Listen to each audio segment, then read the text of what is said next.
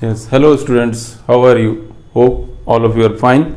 Now, today we will do one more chapter that is known as coordinate geometry. तो coordinate geometry actually है क्या, इसका use क्या है, ये सब समझें. It's actually coordinate geometry is actually it's a algebraical tool. Algebraical tool, why we can say, how we can say that it's a algebraical tool. आपने 9th क्लास में, किसी क्लास में आपने पढ़ा है 9th क्लास में कि जैसे linear equation of two variable है, उसको आप प्लेन सरफेस में रिप्रेजेंट कर सकते हैं स्ट्रेट लाइन. ठीक है, a point described on the plane surface through the geometry. So इसका साइंस में भी बहुत यूज है, इंजीनियरिंग में बहुत यूज है, हर टेक्निकल फील्ड्स में इसका जरूरत पड़ता है. तो coordinate geometry it's a algebraic tool. जो भी मैथमेटिकली है वो हम ग्राफिकली कैसे रिप्रेजेंट करते हैं, it's help in geometry. So first of all, this is the fast track revision of chapter coordinate geometry.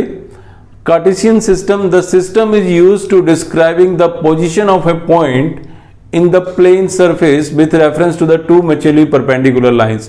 Do you know two mutually perpendicular lines कौन सी हैं? एक horizontal line जो आपकी x axis होती है, it is also known as abscissa. इसको हम abscissa भी कहते हैं. There is one line, vertical line, उसको हम y axis लेते हैं, that is known as ordinate. It is also known as ordinate. तो ये दोनों जो एक्स एक्सिस और वाई एक्सिस होते हैं एक दूसरे के म्यूचुअली परपेंडिकुलर्स हैं, और जहां पे ये दोनों लाइंस मीट करते हैं that point is actually known as intersection of this two mutually perpendicular lines is known as origin. तो उसको हम लोग ओरिजिन कहते हैं. जैसे अगर आप ये देखें, लेट्स से ये हो गया आपके पास, अगर ये प्लेन सरफेस है तो it's your These two are mutually perpendiculars. तो ये आपके पास x एक्सिस है, it's your x axis, it's your y axis, और जहां पे दोनों म्यूचुअली परपेंडिकुलर मीट कर रहे हैं इसी पॉइंट को हम ओरिजिन कहते हैं. ठीक है, जो 0 0 होता है, already all of you know. तो ये x एक्सिस और y axis mutually perpendicular meet कर रहे हैं द ओरिजिन, और ये प्लेन सरफेस को 4 कोऑर्डिनेट्स में डिवाइड करते हैं. तो जो हमारे पॉइंट्स हैं with respect to this point, origin के विथ रिस्पेक्ट टू हम देखते हैं कि एक्स एक्सिस से कितना हाइट पे है और वाई एक्सिस के कितना अवे है. तो ये चीजें आपको position of points come to know through this coordinate system. तो इसमें हम ये भी डिस्क्राइब करते हैं how you will get the distance between two points, how a point divide line section in some particular ratio. तो ये सब स्टडीज इसमें होती है और हम इसी को यूज करते हैं ज्योमेट्री के फॉर्मेट में. तो अब आप देखें कैसे, मतलब हम कुछ जो फॉर्मुलेज हैं आपके सिलेबस के अकॉर्डिंग, इसका बहुत वाइड यूज है, but we have to restrict according to your syllabus, और हमने उतना ही करना है जो आपके फर्स्ट टर्म के सिलेबस में है. तो सबसे पहला जो आपके फर्स्ट टर्म के सिलेबस में है बच्चों, that is known as distance between two points. Distance between two points आपके सिलेबस में है. हम एक ओ करेंगे, डिस्टेंस बिटवीन टू पॉइंट्स का formula, distance between two point. ठीक है, गुड. तो ये चीज देखें, डिस्टेंस बिटवीन टू पॉइंट्स में क्या है हमारे पास, distance between two points, distance between two points,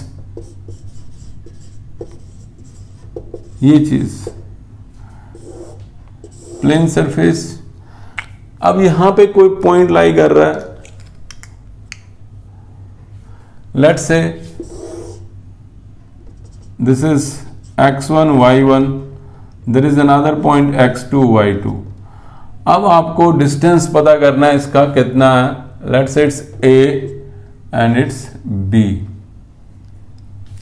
तो कुछ नहीं, मैं कोई फॉर्मूला नहीं ड्राइव कर रहा, just I will tell you what's formula. Difference of the abscissa, distance between AB is nothing, x2 minus x1 का whole square plus y2 minus y1 का whole square and take the square root. So we know that square root can never be negative. The value of the square root का कभी negative नहीं आता. So this is a perfect square plus sum of the perfect square. अगर आपको इसमें कोई confusion होता है बच्चे कि हम x2 लें या पहले किसको लें, कभी कभी बच्चों को कंफ्यूजन हो जाता है कि x2 लें या पहले x1 लें, इससे कोई फर्क नहीं पड़ेगा. इससे कोई भी फर्क नहीं पड़ेगा। आप x2 ले लो ये पहले या x1 ले लो, जब उसको परफेक्ट स्क्वायर करोगे एक्चुअली जो मैग्नीट्यूड है इसका वो सेम रहेगा। सेंस ऑफ ह्यूमर, सेंस लगाएं, जब मैग्नीट्यूड सेम है और उसको स्क्वायर करेंगे तो will get a positive quantity. Same thing is there. आपको ये सोचना, इतना टेंशन नहीं लेना है कि किसको पहले लेना है, इस चीज का कंफ्यूजन नहीं रखना है, आपके आंसर पे कोई फर्क नहीं पड़ेगा। तो आप चाहे x2 को पहले ले लो चाहे x1 को पहले ले लो, जस्ट यू हैव टू ये याद रखना है कि डिफरेंस ऑफ द एब्सिसा का whole square plus difference of the ordinate का होल स्क्वायर करके उसको आप ऐड कर दो, then take the square root, it's become a distance between 2 point. तो ये डिस्टेंस बिटवीन 2 पॉइंट आपके पास आ जाता है, ये डिस्टेंस इतना। ये फॉर्मूला आपको ध्यान रखना है, बहुत इजी फॉर्मूला।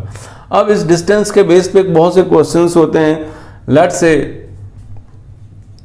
अगर हमें ये पता करना है कि I would like to tell you, ये एक स्क्वायर है, लेट्स से इट्स ए स्क्वायर आपके पास है, and there is a rhombus.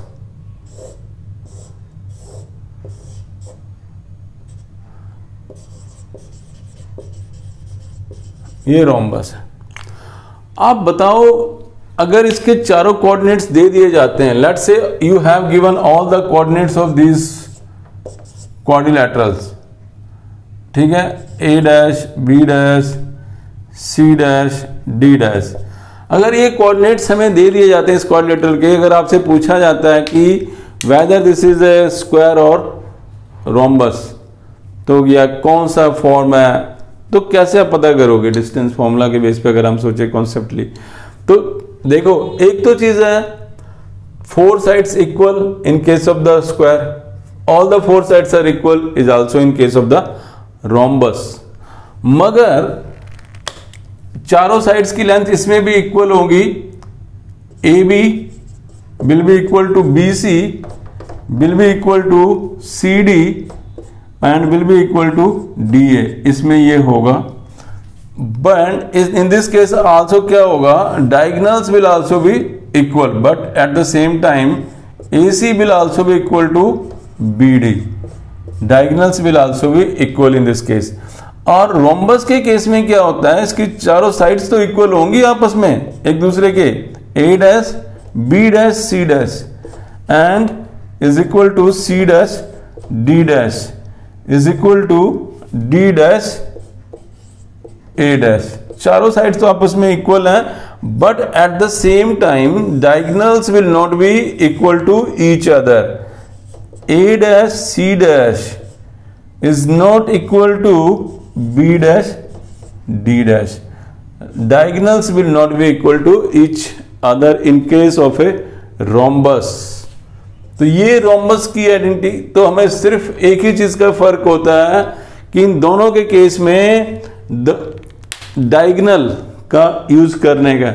Square के केस में क्या होगा, length of the diagonals will be equal, whereas in case of the rhombus length of the diagonals will not be equal. ठीक है, ये चीज आपको ध्यान रखना है। और diagonals in case of the square, diagonal bisect each other, in case of the rhombus diagonals also bisect each other, 2 equal parts में एक दूसरे को डिवाइड करते हैं, ये भी आप ध्यान रख सकते हैं। तो ये चीज फर्क होगा। So hope you understand actually what is the basic difference between square and rhombus. कभी कंफ्यूज नहीं होना बच्चों। स्क्वायर के केस में length of the diagonals will be equal, whereas in case of the rhombus length of the diagonals will not be equal, बस ये फर्क है। ओके, तो ये बात आपको याद रहेगा, स्क्वायर और रोम्बस में क्या फर्क है, क्या बेसिक डिफरेंस है। अब हमारे पास एक और क्वाड्रिलेटरल होता है जिसमें बच्चे देखते हैं कंफ्यूज होते हैं कभी कभी। सेम हम फॉर्मेट पे लेते हैं रेक्टेंगल, रेक्टेंगल रेक्टेंगल है A B C D. Rectangle के बाद आपके पास आता है let's say parallelogram, parallelogram, parallelogram, ये पैरेललोग्राम का सिंबल है ए बी सी डी। तो what is the basic difference, rectangle के केस में भी क्या होता है, length of the opposite sides are equal, और same condition in case of the parallelogram में भी आप देखोगे कि इसके जो अपोजिट साइड्स की जो लेंथ होगी वो इक्वल होती है। But what about the diagonals, what about the diagonals, इसके डायगोनल्स की क्या खासियत है? तो इसके डायगोनल्स में क्या है कि in case of the rhombus, in case of the rectangle length of the opposite sides are equal.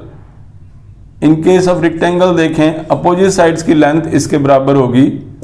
A B will be equal to C D and A D will be equal to B C and क्या होगा? और तीसरी जो चीज होती है इसकी diagonals की लेंथ इसमें इक्वल हो जाएगी। A C will be equal to B D, ये चीज हो जाएगा। और इस केस में क्या होगा? Length of the opposite sides will also be equal. A B will be equal to D C and A B will be equal to D C and A D will be equal to BC, but length of the diagonals will not be equal. AC is not equal to diagonal. AC will not be equal to BD. ये इसकी length equal नहीं होगी। This is the basic difference. तो अगर कभी भी हमारे पास ये क्वाड्रिलेटरल के 4 कोऑर्डिनेट्स दिए हुए हैं, आपसे पूछा जाएगा ये स्क्वायर है, रोम्बस है, रेक्टेंगल है, पैरेललोग्राम है, तो आप सिंपल डिस्टेंस फॉर्मूला के बेस पे भी ये जज कर सकते हैं कि ये किस तरह की फिगर्स है, किसके 4 कोऑर्डिनेट्स हमें दिए हुए हैं, अगर आपकी इसकी अंडरस्टैंडिंग है। हमने स्क्वायर और रोम्बस में देखा, स्क्वायर और रोम्बस में क्या फर्क है? Difference of their diagonal. चारों साइड स्क्वायर के केस में भी इक्वल है, चारों साइड्स रोम्बस की भी इक्वल्स होती हैं, but length of the diagonals square और रोम्बस के इक्वल नहीं होते। सिमिलरली पैरेललोग्राम और रेक्टेंगल का देखें सेम है, length of the opposite sides are equal in case of the parallelogram, length of the opposite sides are equal in case of the rectangle also, but length of the diagonals will be equal in case of rectangle, whereas length of the diagonals will not be equal in case of parallelogram. So this is the basic difference. तो ये आप समझ गए होंगे यहाँ पे कि distance formula को यूज करके हम लोग ये कर सकते हैं। तो एक तो ये फिगर्स बेस पे इस पे क्वेश्चंस आपके पास आ सकता है, और नेक्स्ट एक जो पॉइंट आता है हमारे पास questions on the base of distance formula भी हम लगा सकते हैं, इसमें सेक्शन फॉर्मूला बेस पे भी हो जाता है, बट डिस्टेंस फॉर्मूला पे भी आपको बता देते हैं कि सपोज करो अगर आपको 3 points on the plane surface दे दिया जाए, if you have given 3 points on the plane surface, collinear यानी concept of collinear, collinear points, if they lie on a same line, 3 or more than 3 points lie on a same line, then such points is known as collinear points. We know that. So इसमें क्या होगा, अगर आपको 3 coordinates given है, let's say you have given 3 coordinates and they are asking whether these 3 points are collinear or not. आपने क्या करना है, एक पॉइंट A दे दिया x1 y1, एक पॉइंट B दे दिया लेट्स से x2 y2, एक पॉइंट C दे दिया हमारे को x3 y3, और ये पूछा जा रहा है कि वेदर दीज आर कोलिनियर और नॉट, कोलिनियर और नॉट, क्या ये तीनों पॉइंट्स कोलिनियर हैं या नहीं हैं। तो हमने क्या करना है, एक चीज याद रखो, sum of the distance of any two, we have 3 distance, let एक डिस्टेंस आप ए बी निकालो, एक डिस्टेंस ए बी की लेंथ निकाल लोगे आप, BC की लेंथ निकाल लो, एंड एक CA की लेंथ निकाल लो। Now you have 3 distance, one is AB, second is BC and the third is CA. You have to use distance formula to get the length of the AB, BC and CA, and it is your distance formula here. So if sum of any 2 distance, note करो इस बात को, if sum of any 2 distance, if sum of any two distance, if sum of any two distance is equal to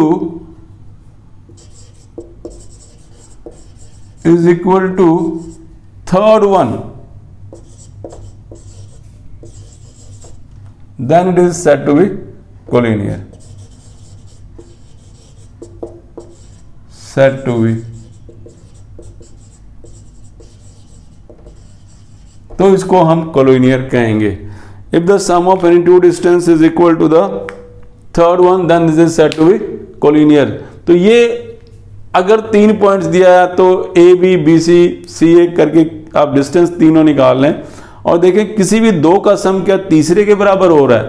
ऐसा अगर होता है तो इसका मतलब वो पॉइंट्स कोलिनियर माने जाएंगे, यानी कि वो दो तीनों पॉइंट्स हैं एक लाइन के ऊपर लाई कर रहे हैं. This points it means lies on A same line. अगर ऐसा नहीं होगा तो कोलिनियर नहीं होंगे और एक कॉमन लाइन पे तीनों पॉइंट्स लाई नहीं कर रहे होंगे. तो ये डिस्टेंस फॉर्मूला के बेस पे आपके डिफरेंट टाइप्स के क्वेश्चंस बन सकते थे, वो हमने एक्सप्लेन किया आपको. First, which one is a closed figure, square, rhombus, rectangle, parallelogram. इसकी अंडरस्टैंडिंग अच्छे से होनी चाहिए. क्या हमें डिस्टिंक्शन करना है.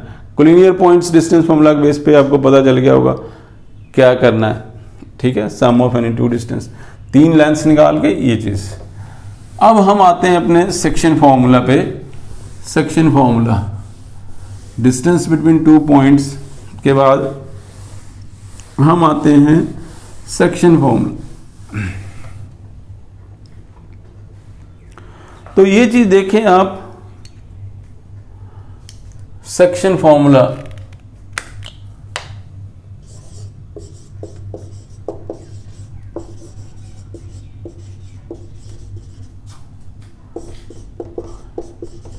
Internal division. इंटरनल डिवीजन, तो इसमें ध्यान क्या देना है, समझना क्या हमको. देखो, अगर कोई भी लाइन है, ठीक है, आपको प्लेन सरफेस पे ऐसे एक लाइन दिया हुआ है, तो इसको अगर कोई पॉइंट, लेट्स से इसको कोई डिवाइड कर रहा है, इसको एक पॉइंट यहाँ पे ए है आपको दिया हुआ है, बी है, और इधर इज अनदर पॉइंट, इसको m रेशियो n में इंटरनली डिवाइड कर रहा है, p x, y. तो हमें ये कोऑर्डिनेट्स दिए हुए हैं. ए पॉइंट के ऊपर यहाँ पे जो कोऑर्डिनेट्स है x1 y1 and the coordinates at the point b is x2 y2. तो ये जो पॉइंट p है, at point p is divided in m ratio n, then what should be the coordinates of p, यानी कि point P की value क्या है. तो इसमें करना कुछ नहीं है, आपने थोड़ा सा ध्यान दो. Like this and like this, M को आप X से मल्टीप्लाई कर दो. M रेशियो n दिया हुआ है, M इंटू क्या हो जाएगा, x2. फिर इधर से n को इधर की x टर्म से मल्टीप्लाई कर दो, बीच में प्लस का साइन, n x1. नीचे क्या करना है, सम ऑफ रेशो, ये x हो जाएगा. फिर उसके बाद क्या हो जाएगा, my2 प्लस ny1, नीचे क्या हो जाएगा, सम ऑफ रेशो, ये y हो गया. तो ये हमारे पास हो जाता है x mx2 plus nx1 upon m plus n, my2 plus ny1 upon m plus n. This is the internal division of a two given points a x1 y1 to b x2 y2 if it divide by a point p in m ratio n. तो इस p के जो coordinates हैं वो ये निकलेंगे. This is the section formula, इसको हम कहते हैं internal division. It is in your syllabus. अगर आपको दिया होगा तो आप इसको यूज करोगे. अब एक साथ साथ इसके मिड पॉइंट फॉर्मूला क्या होता है. मिड पॉइंट में इसके बेस पे क्या चीज आपको समझ होना चाहिए. हम यहाँ पे ज्यादा क्वेश्चंस की प्रैक्टिस नहीं कर रहे, just I am giving you concept of the chapters. Formulas में क्या लगेंगे. अगर मिड पॉइंट फॉर्मूला क्या हमारे पास,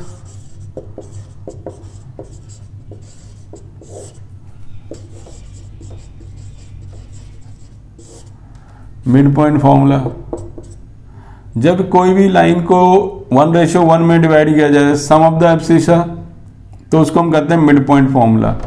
x1 plus x2 upon 2 comma y1 plus y2 upon 2, ये आपके पास मिड पॉइंट फॉर्मूला हो जाता है कि अगर किसी भी दो पॉइंट्स का मिड पॉइंट निकालना है कि क्या होगा, then you can find it like this, it is known as mid point formula. इसको 1:1 में डिवाइड किया जाता है। तो ये चीज आपने देखा इसमें कि सेक्शन फॉर्मूला कैसे यूज करना है, मिड पॉइंट फॉर्मूला क्या है, अगर कोई इसको पर्टिकुलर रेशियो में डिवाइड करेगा तो कैसे होगा। एक टर्म यूज होता है generally, the term which is used in section formula, that is known as trisection. Trisection term देखें,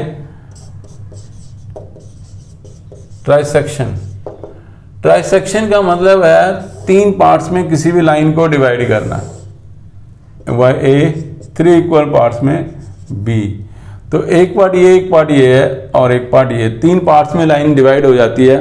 तो इसका एक आप लेते हो 1:2 होगा ये, और यहां पे क्या हो जाता है 2:1।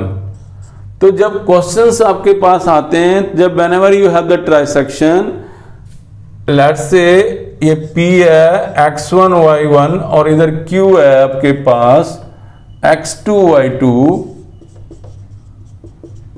अगर पॉइंट A कोऑर्डिनेट्स निकालना है तो इसको x y यहां का निकालना, तो you have to use 1:2 if it divide, a line is divided in trisection method. अगर ट्राइसेक्शन वर्ड यूज हो रहा है क्वेश्चन में, तो या इसको 2:1 में डिवाइड करेगा। तब आप ये वाला पॉइंट निकालना तो इसको 2:1 के हिसाब से हम सॉल्व करेंगे। अगर ये पॉइंट निकालना तो इसको हम 1:2 के हिसाब से सॉल्व करेंगे। तो ट्राइसेक्शन का मतलब ये है बच्चों इसमें। तो आपने देखा कि coordinate geometry basically it's algebraic tool, इसको बहुत ही ज्योमेट्रिकली के थ्रू इसका बहुत यूज है हमारे साइंस में। तो इसमें जनरली आपके पास है क्या क्या चीजें थी आपने देखा, distance formula mainly, section formula, mid point formula, इसकी थोड़ी सी एप्लीकेशंस ज्योमेट्री में कैसे हमें पता चलता है कि कोऑर्डिनेटर 4 कोऑर्डिनेट्स अगर दिए हुए तो किस चीज़ को रिप्रेजेंट कर रहा है। ठीक है, ये सब चीज़ें आपको समझना है। Just you have actually 2 formula, distance formula and section formula in this. इसके बेस पे कुछ questions we will discuss questions on this base in our next video. Just you have to remember this formula till, and please we will continue in our next video. Thank you. Subscribe and share this video. Okay, thank you. Bye.